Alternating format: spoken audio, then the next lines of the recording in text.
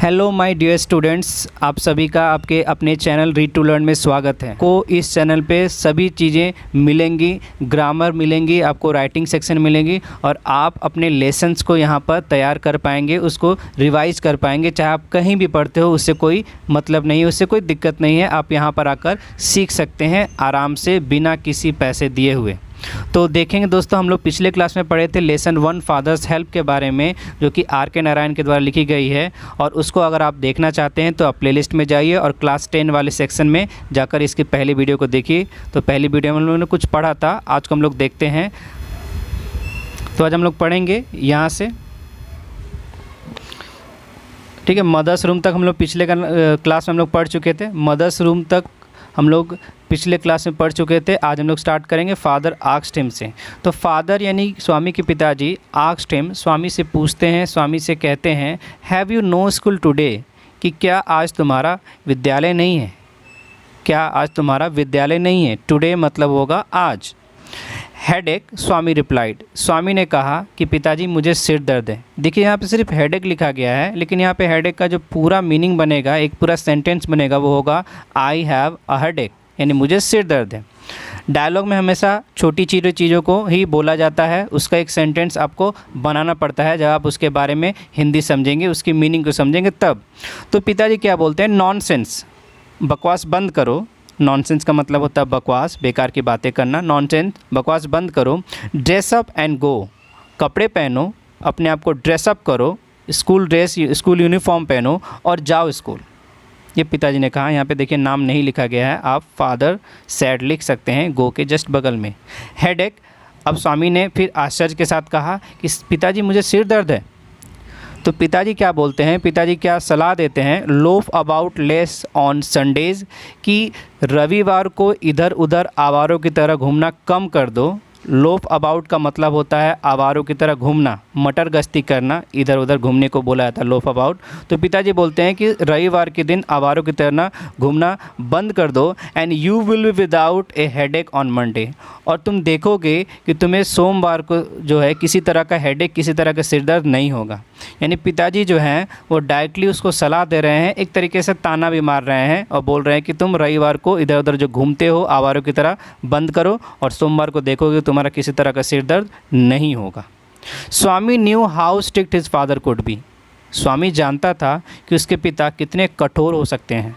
यानी वो अपने पिता के बारे में, पिता के हाव भाव के बारे में, उनके एटीट्यूड के बारे में वो अच्छे से जानता था। सो ही चेंज हिज टैक्टिक्स, सो यानी इसलिए स्वामी ने क्या किया? बदल दिया। चेंज का मतलब होता है बदल देना, और टैक्टिक्स का मतलब होता है पैंतरा।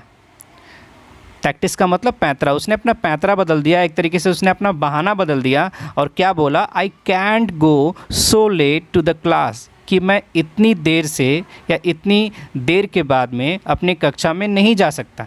यानी कि अब वो क्या कर रहा है? अपने सिर दर्द के बहानों को चेंज कर रहा है, उसको बदल रहा है और बोल रहा है कि अब मैं इतना देर हो गया है, स्कूल नहीं जा सकता हूँ।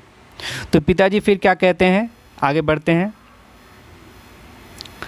पिताजी बोलते हैं you will have to, you will have to के बाद में ना टू गो भी होगा। यू विल हैव टू जो लिखा गया उसके बाद में गो होगा, यानी पूरा सेंटेंस होगा कि you will have to go. पिताजी ने कहा कि तुम्हें जाना ही होगा।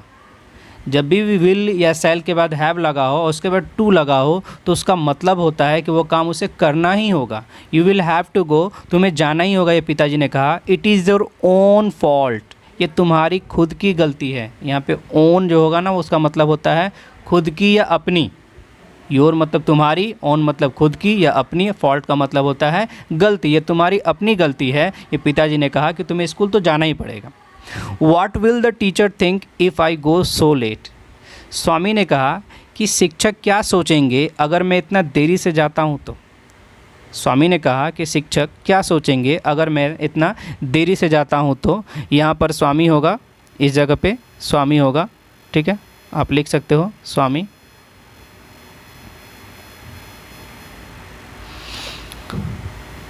Tell him you had a headache and so are late.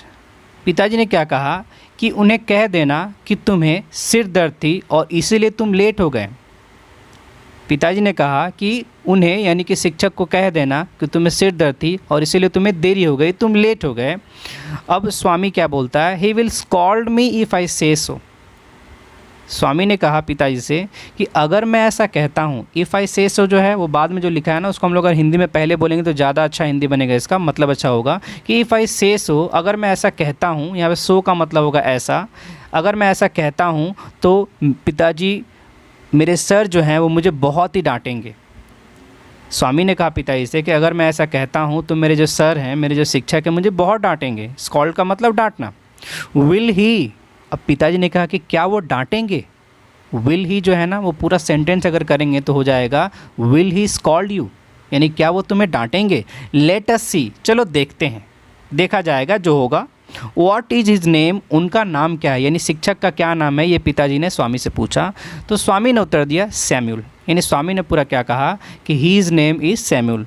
तो यहाँ पे शॉर्टकट जो होता है, डायलॉग जो होता है वो क्या होता है, जो भी हम लोग नरेशन देखते हैं, डायलॉग देखते हैं, उसमें हर चीज़ को बहुत ही शॉर्टली बताया जाता है। उसको हम लोग को पूरी तरीके से इलाबोरेट करना पड़ेगा, यानी एक तरीके से विस्तार से जानना पड़ेगा। अगर आप उसको जानेंगे तो आपको किसी भी तरह की कहानी को समझने में कोई दिक्कत नहीं होगी। तो उसने कहा कि सैम्यूल नाम है उनका।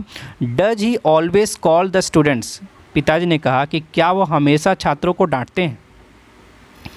अब स्वामी के पास में एक बहाना हो गया। वो क्या बोलता है कि he is a very angry man, वो बहुत ही ज़्यादा गुस्सैल व्यक्ति हैं, बहुत ज़्यादा क्रोध करने वाले व्यक्ति हैं। ये स्वामी ने अपने सर के बारे में कहा अपने पिताजी से।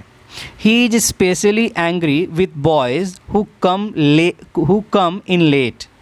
स्वामी ने क्या कहा कि वो उन बच्चों से बहुत ही ज़्यादा गुस्से में रहते हैं, बहुत ज़्यादा क्रोध करते हैं जो बच्चे लेट आते हैं या देरी से आते हैं। यानी कि वो अपने आप को बचाने के लिए, क्योंकि वो अब लेट जाएगा, सर डांटेंगे, तो अपने आप को बचाने के लिए वो क्या करता है, बोलता है कि जो लोग देरी से जाते हैं वो सर उसको स्पेशली यानी कि बहुत ही ख़ास तरीके से उसे गुस्सा करते हैं उसके ऊपर में। I wouldn't like to go late to Samuel's class. Swami ने कहा कि मुझे सैमुअल सर के क्लास में, उनकी कक्षा में लेट जाना बिल्कुल पसंद नहीं है, देरी से जाना बिल्कुल भी पसंद नहीं है। उसने कारण बता दिया क्योंकि सर बहुत ही ज़्यादा गुस्सा करते थे लेट जाने से, और ये बहुत ही कॉमन रीज़न है। लेट जाने से कोई भी व्यक्ति गुस्सा करेगा। अगर आप भी सर बनेंगे, आप भी टीचर बनेंगे, तो आप भी वही करेंगे जो कि सैमुअल सर करते हैं। लेकिन क्या ऐसी बात थी क्या ये बात सच थी कि क्या ये बात इसने मनगढ़ंत कही थी या झूठी कही थी?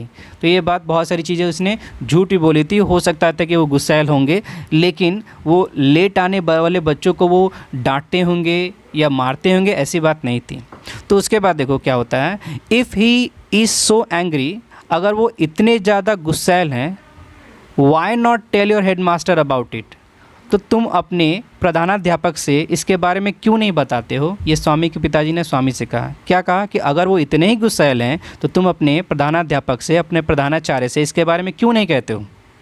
दे से, यहाँ पे जो दे है ना, दे यहाँ पे बोला गया है स्टूडेंट्स के लिए। ये स्कूल के जितने भी लोग हैं, टीचर्स को छोड़कर, उनके लिए बोला गया है दे। नॉर्मली स्टूडेंट्स आप बोल सकते हो क्योंकि, तो यहाँ पे छात्रों ने कहा होगा, जो कि स्वामी कहता है कि छात्र कहते हैं, मेरे दोस्त कहते हैं कि even the head master is afraid of him, कि यहाँ तक कि जो प्रधानाचार्य हैं या जो प्रधानाध्यापक हैं वो भी डरते हैं या भयभीत होते हैं हमारे सैमुअल सर से। इवन का मतलब होता है भी, जैसे ऑल्सो होता है या TOO होता है, वैसे इवन का मतलब होता है भी।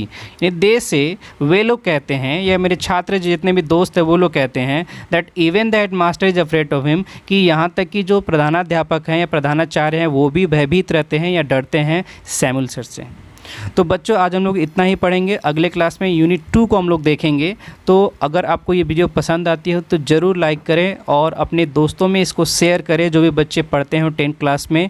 और अगर अभी तक आप लोगों ने चैनल को सब्सक्राइब नहीं किया तो सब्सक्राइब करें और बेल जो है, जो घंटी है, उसे दबाना ना भूलें, जिससे मेरी आने वाली जो वीडियो की नोटिफिकेशन आपको मिलती रहेगी। धन्यवाद। जय हिंद।